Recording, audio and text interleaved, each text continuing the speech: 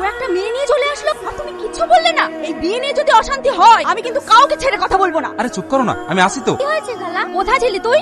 একটু শপিং এ গিয়েছিলাম। ওয়াই করে বেড়া, এদিকে টনি বাড়িতে এসছে, সাথে করে একটা মেয়েও নিয়ে এসছে, সেদিকে তোর কোনো খেয়াল আছে? কি? হ্যাঁ, আবার ইয়াসিনের মুখে শুনলাম এটাকে নাকি ও ভালোবাসে। এটা হতে পারে না, টনি শুধু আমার, শুধুই আমার। আপু, তুমি কাকের কথা কিছু মনে করো না, উনি মানুষটাই ওরকম। আর তাছাড়া ওনার বোনের মেয়ের সাথে ভাইয়ের বিয়ে তো, সেই জন্যই উল্টাপাল্টা ভাবছি। আমি কিছু মনে করিনি। একটা অচেনা অজানা মেয়ে হঠাৎ করে বাড়িতে আসলে এটা ভাবাটা স্বাভাবিক। কে এসেছে? এই কানাটা? নাম কি তোর? সালমা। টনির সাথে তোর কিসের সম্পর্ক? ও আমার বন্ধু। শোন, ওই বন্ধু হতেই ঠিক আছে, বেশি গভীরে যাওয়ার চেষ্টা করবি না, কারণ টনি শুধু আমার, শুধুই আমার। কথাটা মাথায় থাকে জান। কিন্তু না আপু, পল্লবী কি হয়েছে, ওর কাঁদছে কেন? ভাই এসেছিল, আপুকে জানাই দেয় বলে অপমান করে গেল।